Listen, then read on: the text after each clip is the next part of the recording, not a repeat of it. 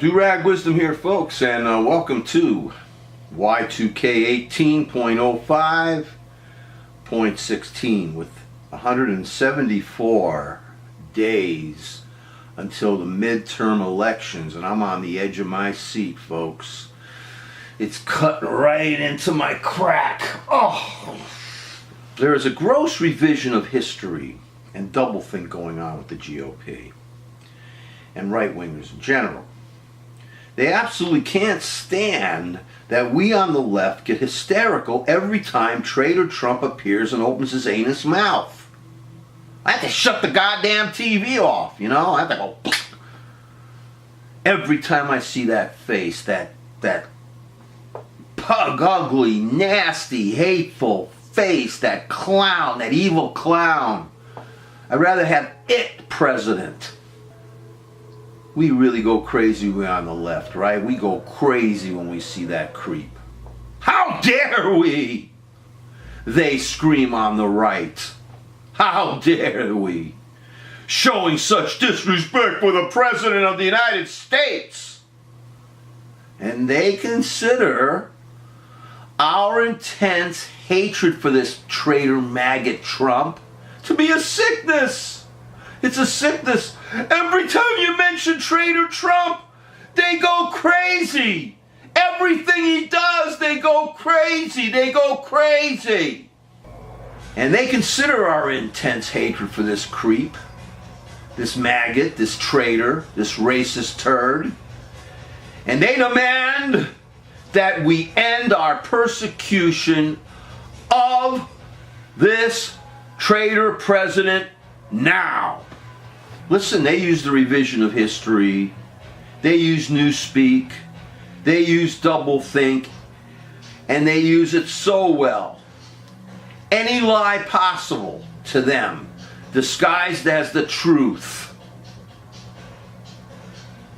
Employing the revision of history, doublethink, these right-wing hypocrites never, ever disrespected President Obama, right? They never did.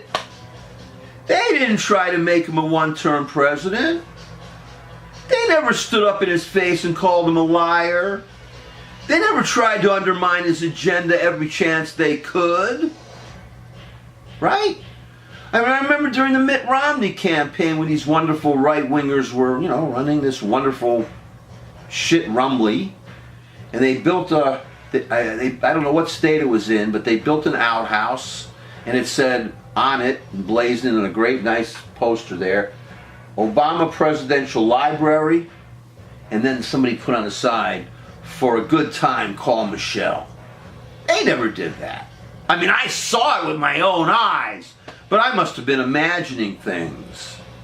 I must have been imagining that these GOP maggots were trying to block the Obama agenda every step that they could, every way that they could. This was what really happened. And we're supposed to believe, according to them, that it never did. And how dare we turn around and disrespect, persecute this president, something they would never do.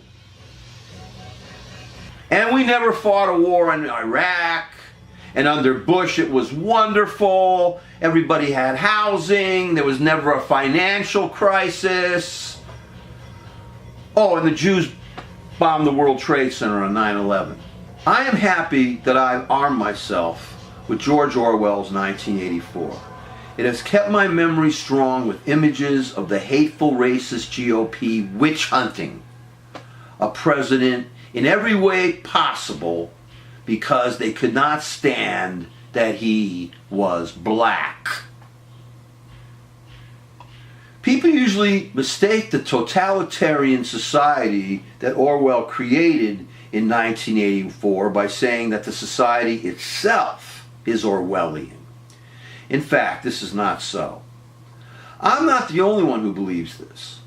I only wish that I'd written down the name of the person on YouTube who created a broadcast on this very subject.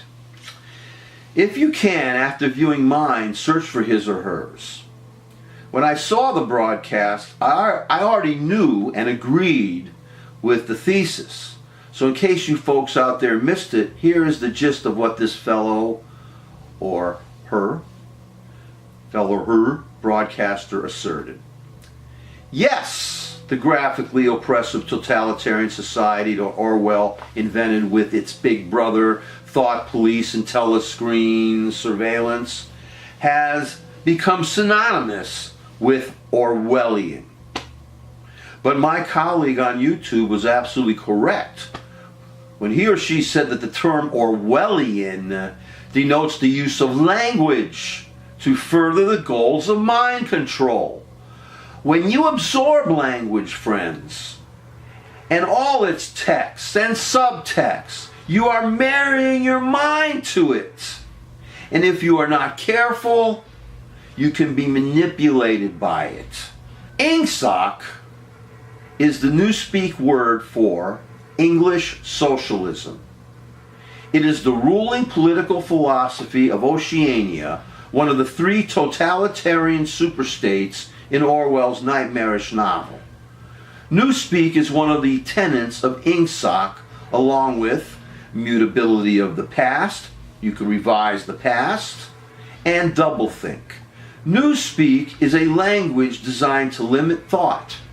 Each edition of the Newspeak dictionary gets smaller and smaller.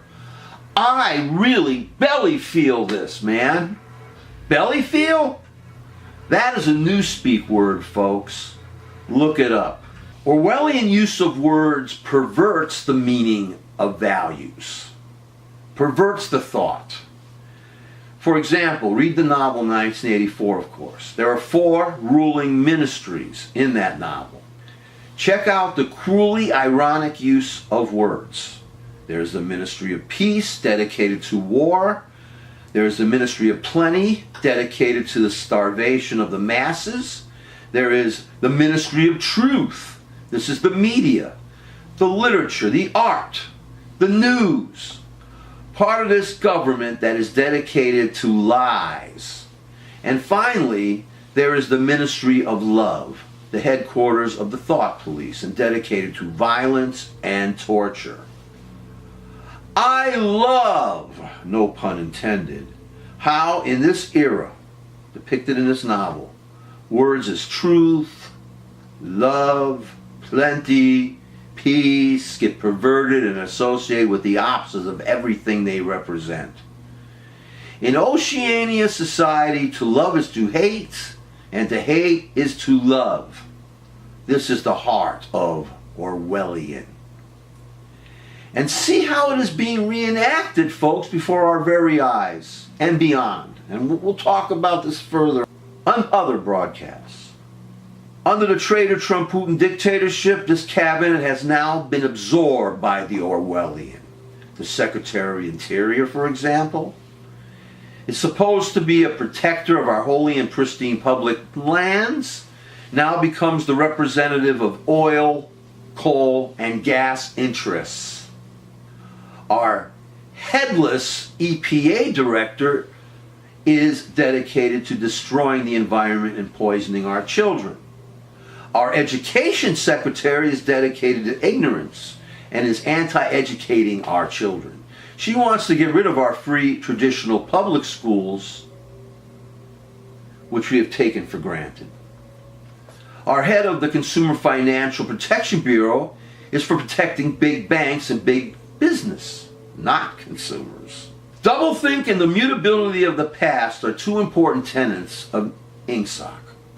They, as well as Newspeak, are the Orwellian in Orwellian. Mutability of the past means the history can be revised to fit the ideology of the ruling party. Doublethink is being able to hold 2 contradictory beliefs while being able to believe in both of them. In 1984, war goes on forever. Kind of familiar. That's like with us now, right? War is going on forever. But the adversary always changes. The party member uses doublethink and the revision of history to only remember what the rulers want them to believe. So, for example, if you are at war with A, and suddenly you are at war with B, and friends with A, you forget that you were ever friends with B. With the revision of history and doublethink, you were always at war with B and always allied with A.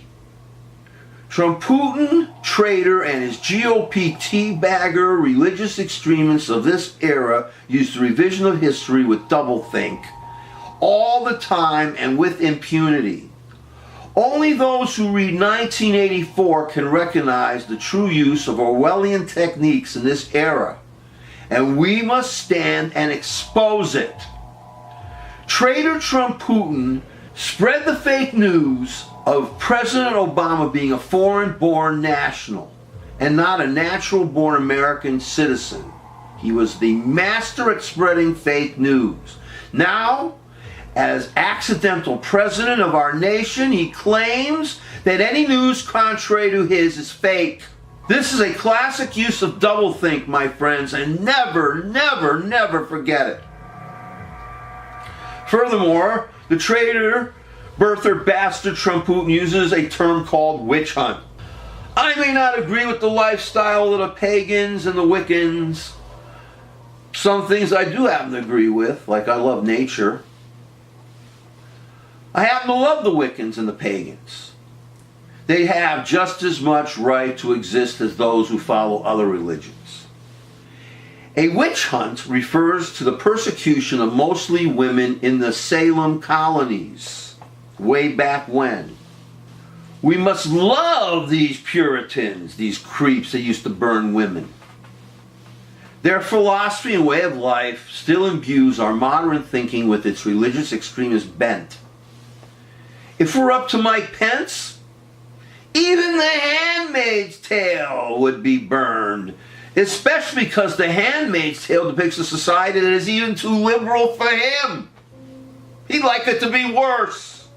I happen to be a libertine, and I wish they had founded our country, as the great late Dr. Kinsey said. We'd be just as prosperous, but more content. Traitor Trumputin uses witch hunt in an Orwellian way. He is certainly more a warlock than a witch, and an evil one at that. And by the way, not all warlocks are evil. And if anything, he is a master, like with fake news, at witch hunting.